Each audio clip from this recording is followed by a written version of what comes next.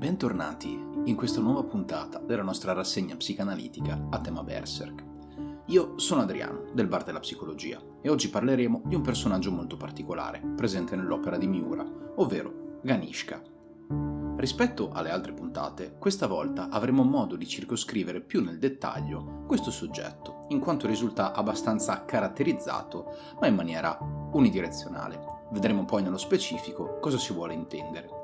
Prima di partire però credo sia doveroso fare appello alle fonti utilizzate per compiere questa disamina e rendere note alcune informazioni.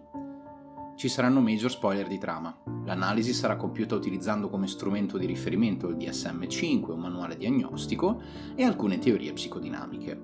Dove necessario vi saranno speculazioni per colmare eventuali gap, cosa che cercherò di fare comunque il meno possibile.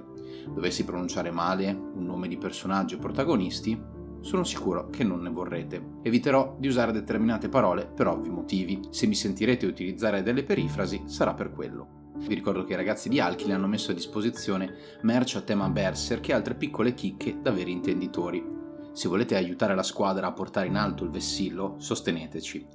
C'è molto lavoro da parte di tutto lo staff dietro al content prodotto e anche il più piccolo acquisto o abbonamento fa la differenza. Grazie ancora. Bene, si comincia. Per chi non è nuovo della rubrica, oramai avrà capito quanto nell'analisi psicologica di un personaggio sia importante il suo contesto familiare e sociale. Quando abbiamo a che fare con sovrani, imperatori e nobili, la prima cosa che siamo portati a osservare è il loro modo di rapportarsi con il nucleo sociale primario, la famiglia. Ganishka è letteralmente nato in un mondo ostile ed incoerente. Egli è il figlio maggiore del re dei Kushan ed è, fin da subito, sfavorito rispetto al fratello. Non a caso, infatti, ciò che accade è un tentativo di assassinio da parte della madre, che cercherà di avvelenarlo per lasciare così spazio al fratellino. Il tentativo fallisce miseramente e Ganishka, sopravvissuto, eliminerà il fratello più piccolo. Tale omicidio porterà la madre a porre fine alla sua stessa vita per il dolore. Tornando alle parole usate prima, incoerenza e ostilità, possiamo dedurre che l'ambiente in cui il nostro soggetto d'analisi cresce è ultratossico. Non vi è un amore materno, anzi al contrario, neanche la madre che lo ha generato lascia a Ganishka la possibilità di fidarsi del prossimo. In un mondo in cui neanche chi ti ha generato è degno di fiducia, cosa può accadere se non la peggiore delle cose? Quando un soggetto sperimenta un'assenza genitoriale di questo tipo, non è in grado di creare nella sua psiche una chiara immagine genitoriale.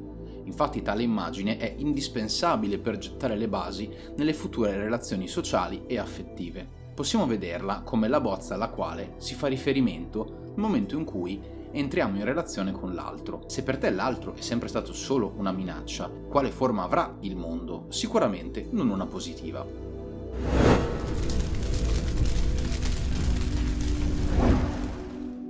Ho identificato questa tossicità proprio con la parola incoerenza, poiché più che un campo di battaglia, la vita a corte per Ganishka pare un labirinto degli specchi.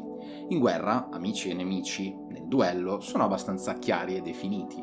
Nel caso specifico, per i Kushan, l'arte del sotterfugio e dell'inganno sono armi ancora più efficaci dei cannoni. L'incoerenza sta proprio qui, nel non sapere chi è alleato e chi è rivale. Non a caso, per diventare re dei Kushan è indispensabile sopravvivere al cosiddetto antro delle vipere, ovvero scampare a tutti i tentativi di assassinio o eliminazione da parte di nobili e rivali. Tali assalti sono caratterizzati proprio dall'uso di sotterfugi e tradimenti. La parola ostile, poi, non fa altro che potenziare quanto detto sino ad ora.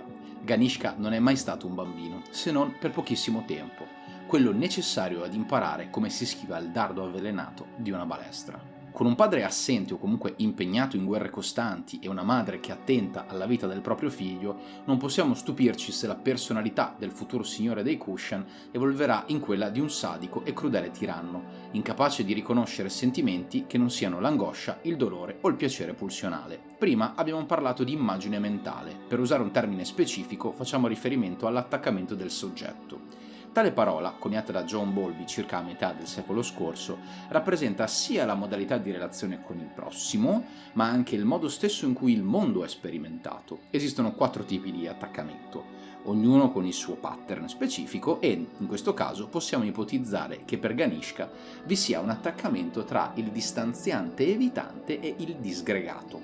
Per specificare meglio, vediamola in questi termini. La considerazione di se stessi è buona, quella dell'altro è pessima. Vi è indipendenza relazionale, invulnerabilità ai sentimenti e disinteresse in ciò che non ci tocca in prima persona. Il punto di contatto con la disgregazione avviene poi nel futuro, quando la ricerca di onnipotenza esplode nella mente del re e diviene l'unico scopo di vita al quale ambire. Non esiste amore, amicizia o fratellanza, solo sudditi e sovrani. Ganishka è letteralmente un araldo divino, asceso, che, sopravvissuto a tranelli e omicidi familiari, dimostra a tutti di essere il prescelto.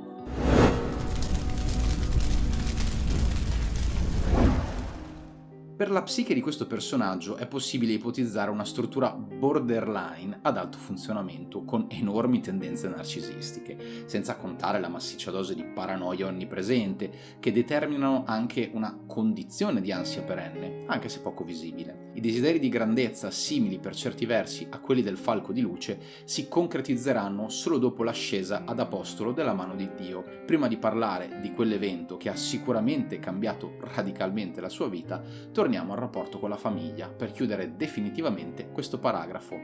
Quando i genitori per un bambino risultano assenti, è possibile che si sviluppino tendenze narcisistiche, atte alla sopravvivenza dell'infante. Ma se nel peggiore dei casi, oltre all'assenza, i genitori pongono i loro bisogni personali prima di quelli del loro figlio, cosa può succedere? Quella bozza, citata poco fa, non avrà modo di essere disegnata con i colori della realtà, poiché al bambino non resta nulla per potersi disegnare nella sua mente un riferimento del mondo esterno. Oltre a tale mancanza, vi è la completa assenza di riconoscimento nei suoi confronti, il chiodo finale per la bara del narcisismo, quello più crudele che conduce ad un destino triste. Se neanche chi mi ha generato mi ritiene meritevole di amore e di considerazione, io cosa sono? Quanto valgo? Questa è la frase attivatoria nella mente di un bambino che sperimenta una genitorialità tanto crudele. Ma la psiche umana è fatta per perdurare e sopravvivere. Ecco perché a tale domanda giungono diverse risposte. Una fra tutte, quella che permette al soggetto di creare una rappresentazione interna del mondo, i genitori, completamente fuori scala, irraggiungibili e idealizzati, ma ovviamente irrealistica. Il punto di riferimento autocostruito risulta talmente tanto alto e supremo che niente e nessuno potrà mai arrivarci. Nella suddetta base viene costruita una visione di sé grandiosa, imperiale, forse l'unico tipo di struttura capace di sopravvivere nel cosiddetto antro delle vipere. Ad ogni tentativo fallito di omicidio da parte di un rivale, l'idea di essere predestinato alla grandezza incrementa la sua portata psichica, così come la sua paranoia s'accresce per giungere ai limiti della psicosi. Qui torniamo al momento clou, quando dopo anni di guerra e addestramento il signore dei Kushan pare essere inarrestabile, finché il suo unico figlio, che ha avuto un destino molto simile a quello del padre in infanzia, non organizza un complotto per mettere la parola fine alla vita del padre. Ormai prossimo alla morte, in un disperato urlo d'odio, attiva il Bejelit avuto tempo addietro da uno sconosciuto, sacrifica nel rituale il figlio e ascende finalmente al ruolo di divinità a tutti gli effetti, o quasi.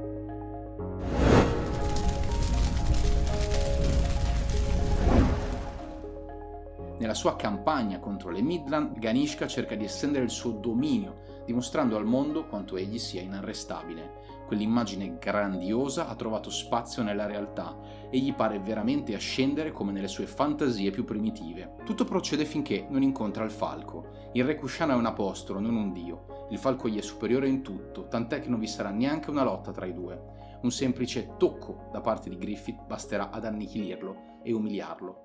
Per un narcisista non esiste nulla di peggio di provare imbarazzo o umiliazione. Sono nervi scoperti che fanno crollare l'immagine interna di sé. Dopo questa terribile sensazione, la mente di Ganishka penserà una cosa sola: diventare superiore al falco usando i più perfidi e poco ortodossi metodi, compresa la creazione del Bejelit fatto di corpi umani. Inutile dirlo, il suo destino avrebbe potuto essere quello di un apostolo, capace di regnare su una piccola parte di mondo, sicuramente, ma non su tutto. L'impossibilità di questa struttura di personalità di giungere ad una vera pace interiore, di ottenere un riconoscimento che fosse per lui soddisfacente, culminerà in una fine atroce che avrà ricadute gravissime anche sul resto del mondo. Ganishka rappresenta concretamente l'ideale di narcisismo anaffettivo, dove l'unica vera via di risoluzione è avere un po' di quell'amore materno negato fin dal giorno zero. essere finalmente visto come qualcosa di valido e meritevole d'amore. Peccato che, nel suo caso, l'unica persona che avrebbe potuto capovolgere le sorti della sua vita aveva scelto una vita opposta, che contemplava solo due possibili finali: una madre morta o un imperatore Kushan che non fosse Ganishka. Anche per oggi il video termina qui. Io ringrazio il buon Adriano del Bar della Psicologia per la sua disamina e ringrazio anche tutti voi per aver visto questo video fino alla fine. Saluto i nuovi e vecchi abbonati al canale che ogni mese con il loro supporto ci consentono di andare avanti con la nostra programmazione. Vi ricordo che, come già anticipato, in descrizione trovate anche il nostro negozio di magliette se volete contribuire anche voi. Non mi resta che rimandarvi al prossimo video augurandovi buona vita a tutti.